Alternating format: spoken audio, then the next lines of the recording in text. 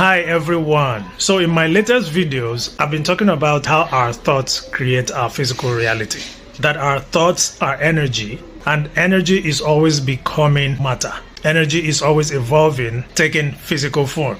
So if our thoughts are energy, which they are, that means our thoughts will definitely become a physical thing. The thoughts that we're thinking in our minds will become our physical reality. That's it. And I mentioned that there is a creation cycle of how this happens. In between the thoughts that we're thinking and the manifestation of its reality, there is a series of choices that we make, both consciously and unconsciously, mostly unconsciously, that leads to actions and behaviors that leads to these experiences that we experience in our lives. And most of these experiences give us emotions. Most times the thoughts give us our emotions first that create the actions that give us the experiences that we have in our lives. Either way, we are creators of our lives. We are creating our reality. So if you've not seen those videos, just go to my timeline. You need to watch those videos so that you understand everything that I said because they are important. You can also subscribe and click the notification bell for reminders. I'll also go ahead and link those videos in the description below. So in my last video, I explained that for us to create our lives deliberately, we have to inhibit the thoughts we're not supposed to be thinking. Those thoughts that are creating the life that we don't want. We have to become aware of them, inhibit them, and change them to the kinds of thoughts that we want to be thinking on a moment-to-moment basis. Now, this is the process in neuroscience called metacognition, and that's what I wanted to talk about today. But before I get into that, there is an important step that you must understand before you will be able to even apply the step of metacognition. This is very important. This is what I consider to be the very first step to manifesting your dreams. And this step is to be clear on what you want. Again, this is very important. We must be very clear on what we want before we are able to manifest it. If you don't know where you're going, you won't know when you get there. Nobody just starts their vehicle and zoom off, accelerating to nowhere, right? There has to be a destination, a specific clarified destination before we're able to embark on any kind of journey, right? When we think about this properly, many of us don't really know what we want. Sometimes we think we know what we want, but we really don't. Most times we're basically overwhelmed. Sometimes we think we want this, the next we think we want the other thing, another time we think we want another thing, and then tomorrow we will want yet another thing. We're very unstable, wanting this and wanting that and wanting that. If we're talking about energy and thoughts are energy, the research shows that matter only responds to the most stable form of energy. So if we're so unstable like that, that shows the reason why we won't be able to manifest anything. Because if you don't know what you want, you won't even recognize it when you see it. You have to be very clear on what you want for you to be able to get it. Let me use this shopping analogy to bring this home. Have you ever gone to a shopping mall to shop and then you got confused? Because now you're seeing so many beautiful things, assorted things. You don't even know which one to go for. Have you ever had that experience? With a show of hands. I definitely have. It has happened to so many of you, right? Do you know why that thing happened to you? It's because you were not very sure of the things you wanted prior to going to the shopping mall. If you prepared yourself properly, like writing down your lists, or even if you didn't write a list, but you were very sure of the things you needed, you would enter into the shopping mall and go straight to where what you want is, and you grab it and leave the shop. Or if you didn't know where to get it, you just ask a person and they will take you directly to where it is, and that's it. So when you're very resolute, you don't waste time when you're shopping. You just go get what you want. You just go directly to where what you want is or where they are, and you pick them and you zoom off. I remember talking about this somewhere with some people. We were discussing this and some people went like, oh no, that's someone who doesn't have money. If you have money, you just get into the shop, pick anything you like. I don't think so. I think that's a very terrible thing to say. Just because you have money doesn't mean you can't be disciplined to know what you want and go just there and pick it and leave the place. Because you have money doesn't make you irresponsible. So I think the same thing is applicable to creating your life. If you really do not know what you want, you won't be able to create it. So you have to be absolutely clear, specific, and certain about what you want, so that you will now begin to channel all of your energy to that desire, which is also in form of energy, before it will now begin to propel into the physical world, which is otherwise known as manifestation. Does that make sense? Therefore, the first step to manifesting your goals, dreams, and desire is to actually be sure, be specific of what they are. This is very important before you move to the next step. So after watching this video and after saving it, I want you to ask yourself a very genuine question. Be sincere to yourself. What do I truly want? Grab a pen and the paper and write it down. Let it be the desire that you truly want in your heart. That is why it is called your heart's desires. What do I truly want? And then write it down. This is a very powerful exercise. If you put it down on paper, your body begins to take you seriously. What you truly want is the desire of your heart. That's it. And you will be committed because your heart is involved. You will be committed to do what needs to be done to get it into your life or to manifest it into your life. If it is motivated by the heart. If it is motivated by the heart, you will manifest it. But if it is not motivated by the heart, you might not manifest it. Even if you do manifest it, you may not sustain it because it's not a strong motivation. How do you know if your desires are heart-centered or heart-motivated or not? I'm going to give you two extremes to know this. That will make you understand what motivates your desires. So the first way is by denying what we truly want. That's correct. Some people, because of religion or because of the intent to be gentle or modest or to be religious or spiritual, we deny ourselves what we truly want. If you've met someone that they think spending money on clothes and expensive watches and smartphones and laptops and TVs and getting a good home that is expensive is wasting their money or doing something sinful just from a spiritual sense, or that is throwing money away or spending money anyhow, those are the kinds of people I'm talking about. If you're that way, you might want to rethink that because that's not what it truly is. You really deep down in your heart, you want a good smartphone. You want an LCD big television.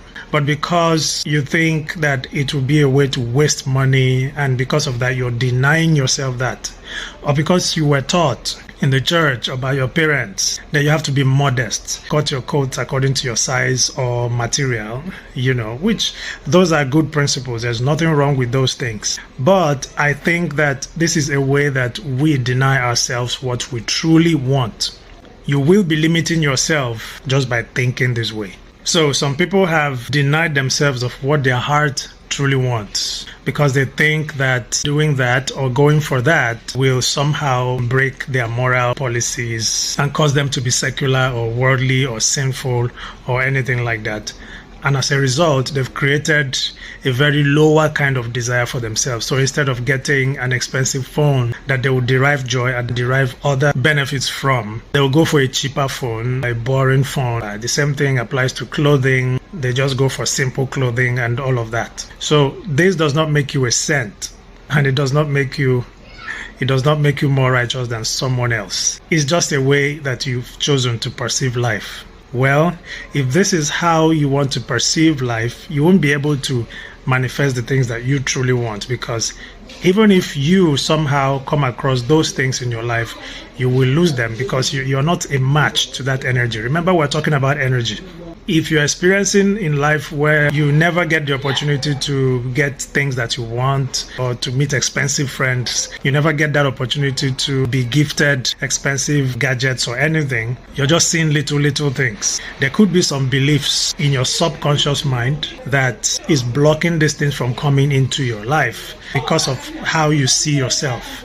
If you're a person that don't believe that you're supposed to have expensive things, never get the opportunity of being gifted large sums of money or getting a job where you're paid large sums of money, you could have some beliefs based on how you see yourself that you're not supposed to have expensive things. You may not know. Remember, that's what we've been talking about.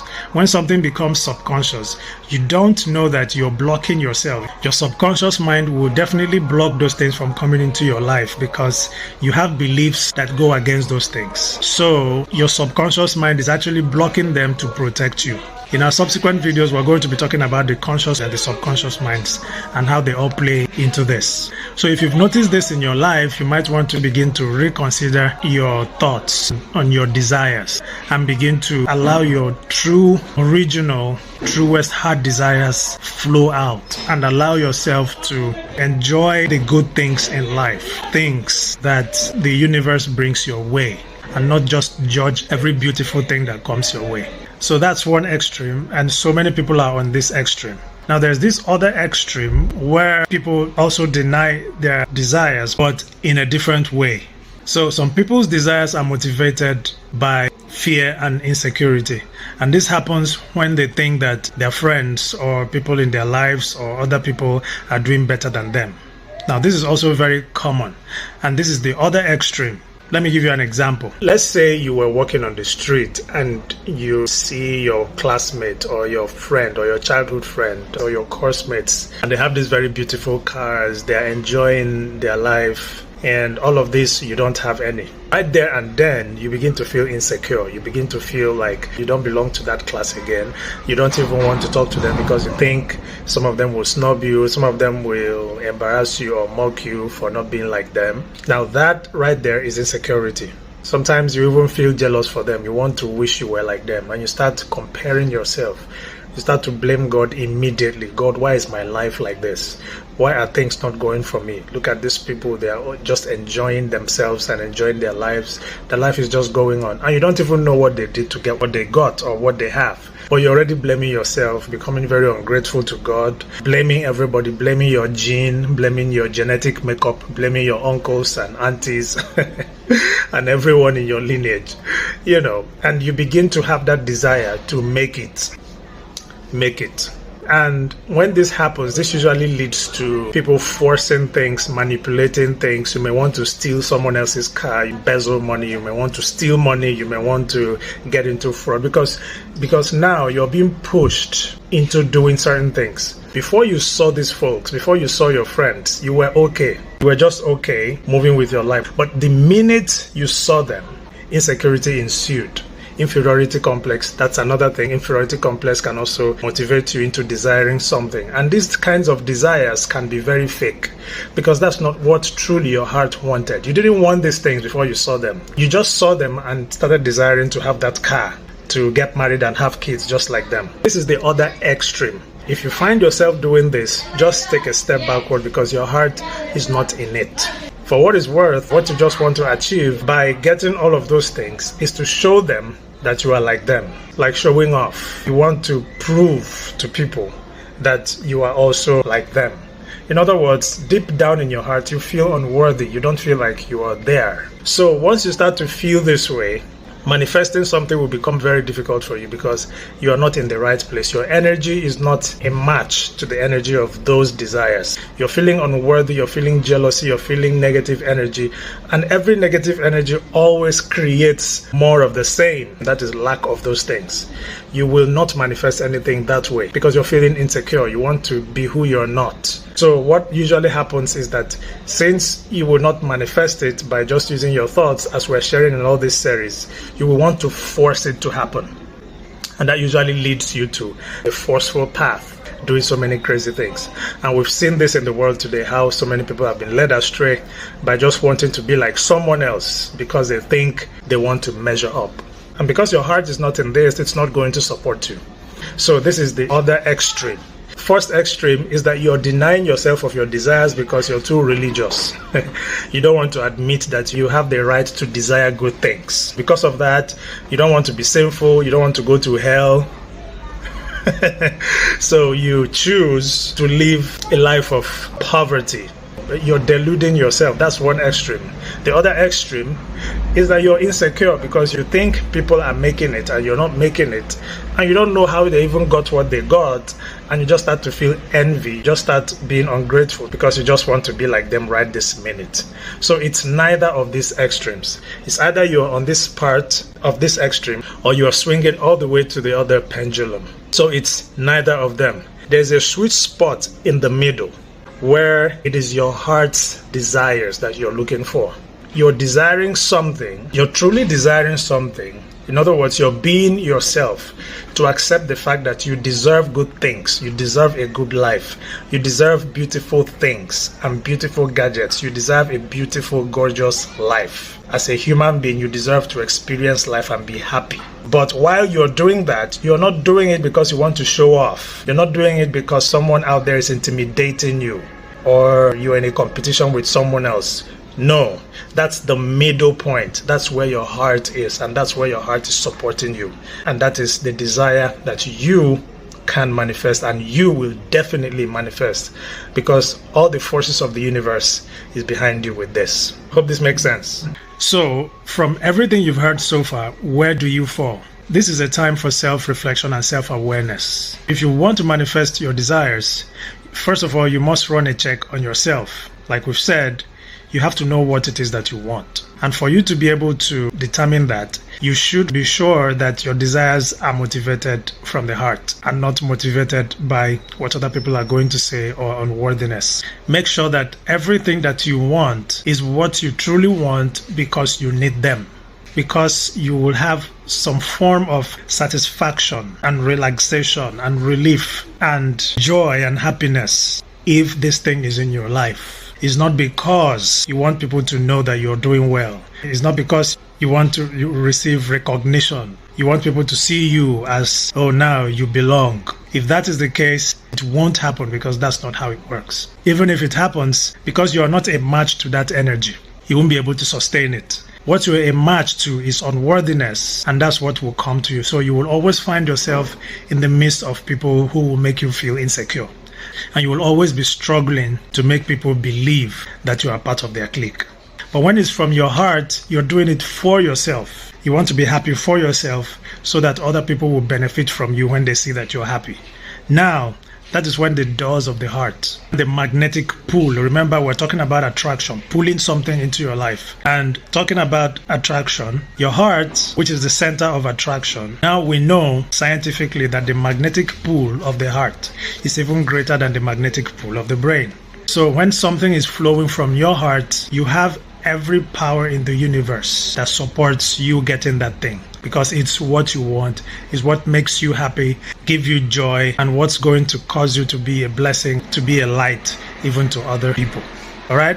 So the homework I have for you today is to ask yourself, what do I really want? And then in the next video, we're going to talk about metacognition, the idea of observing the negative thoughts that is blocking you, or that could block you from getting the things that you want. So grab a pen and the paper and write down the things that you want as your homework. So speaking of writing down, let me know in the comments below the things that you want or what you have learned from this video. Use the comment section to practice these thoughts and practice getting clear on what you want. So thank you for watching. Please help me share this video, because this information can change somebody's life. These are powerful information that everyone needs to know. We all need to know that we have the power to create our lives. We also need to know that we are already creating our lives. We need to remember and always remind ourselves of the fact that the choices that we're making from our thoughts that we are continuously thinking is responsible for the experiences that we're having in our lives. The moment we get used to this fact, we're going to become deliberate in choosing those thoughts and choices to be able to deliberately predict the experiences that comes into our lives.